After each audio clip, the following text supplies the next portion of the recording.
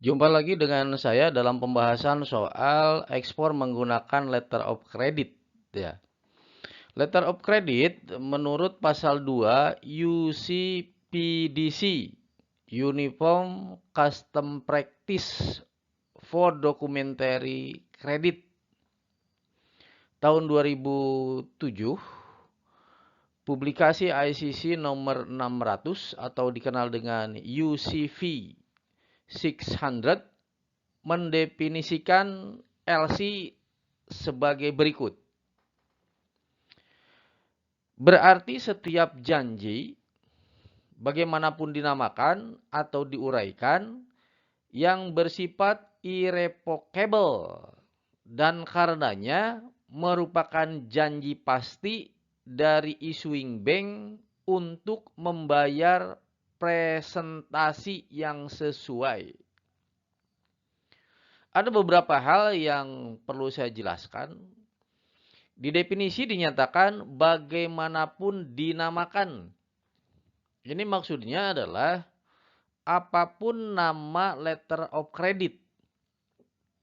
Apakah namanya documentary credit, atau commercial credit, atau letter of credit sendiri, atau bahkan hanya kata kredit saja.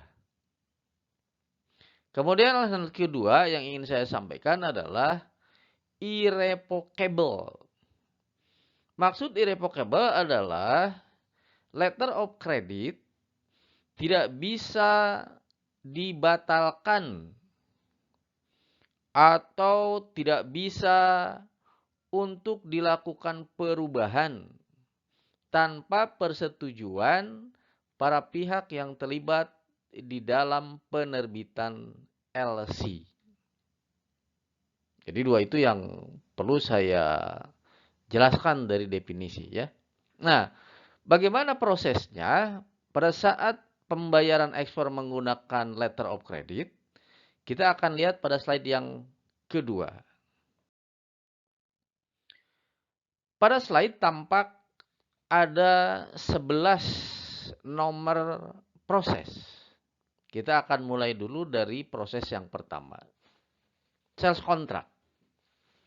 Sales contract adalah penandatanganan kesepakatan sesudah tercapai negosiasi antara eksportir dengan importir. Apabila sales contract sudah disetujui masing-masing pihak, kemudian ditandatangani, pihak importir pada proses nomor 2 melakukan LC application atau permohonan pembukaan letter of credit. Tidak hanya mengisi sejumlah form, tetapi juga pada proses nomor 2 ini, importir harus menyerahkan sejumlah marginal deposit. Nah, marginal deposit ini seperti pernah dibahas sebelumnya, besaran prosentasenya tergantung dari profil importirnya. Makin bagus penilaian bank terhadap importir, maka akan makin kecil persentase marginal depositnya. Misalkan hanya 20%. Jadi pada saat LC application, selain mengisi formulir-formulir yang diperlukan, importir juga membayar sejumlah jaminan. Taruhlah importirnya memiliki profil yang bagus, maka hanya akan diberi kewajiban menyetorkan marginal deposit 20% saja. Sisanya kapan? Sisanya nanti apabila dokumen sudah diterima oleh importir. Lanjut nomor 3, issuing LC atau penerbitan letter of credit. Nomor 2 importir mengajukan. Nomor 3 bank importir atau opening bank mempelajari. Apabila setuju, maka bank importir atau opening bank akan menerbitkan LC dan meneruskannya kepada advising bank atau banknya eksportir. Tentu pada saat issuing LC ini, importir juga dikasih tahu ya. Nah, pada proses nomor 4 ada LC advice. Seterimanya bank eksportir atau advising bank mendapatkan informasi penerbitan LC ini dari bank importir atau opening bank, maka bank eksportir atau advising bank akan menginformasikan kembali penerbitan LC ini kepada pihak eksportir. Tentu pada saat eksportir menerima pemberitahuan itu, dia senang. Kenapa demikian?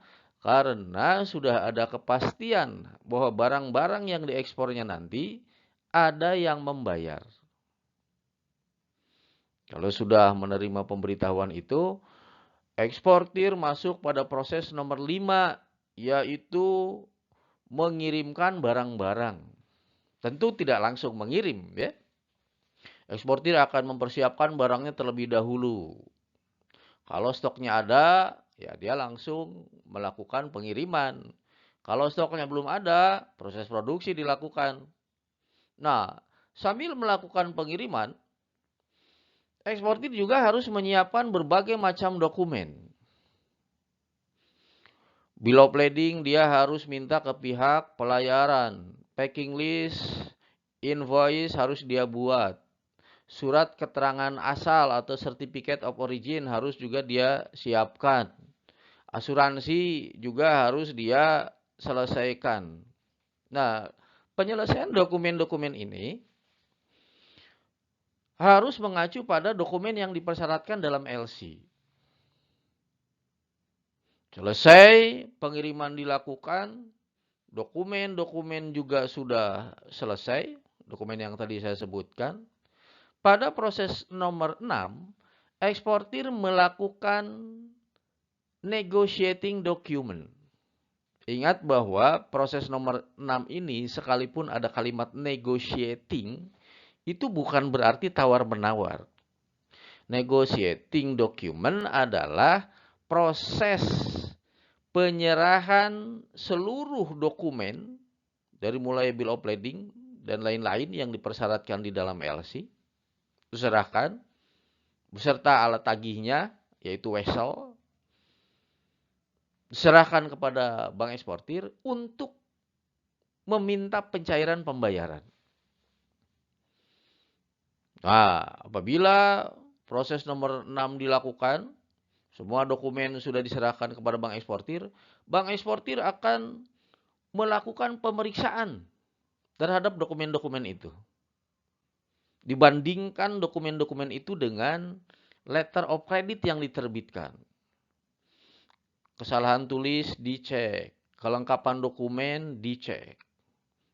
Nah, apabila tidak terjadi penyimpangan atau diskrepensi, penyimpangan, kesalahan, kekurangan dokumen, ya, itu kategorinya diskrepensi. Nah, apabila tidak terjadi diskrepensi, maka bank akan melakukan proses payment atau pembayaran di proses nomor 7.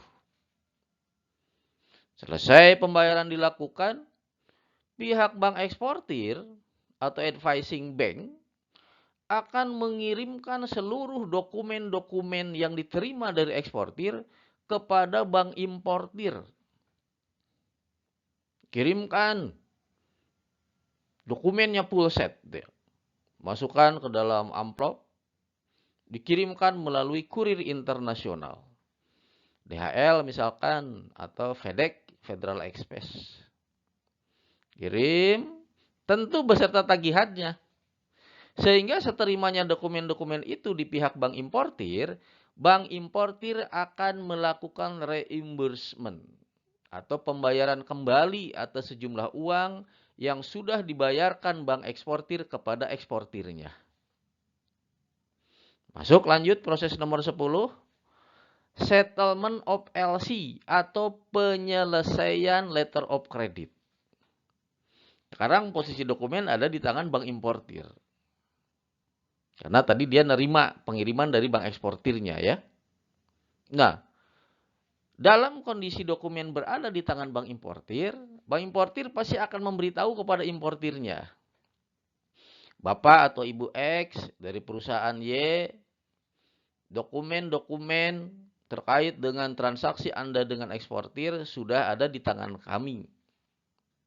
Silahkan Anda melakukan settlement of LC atau pelunasan LC.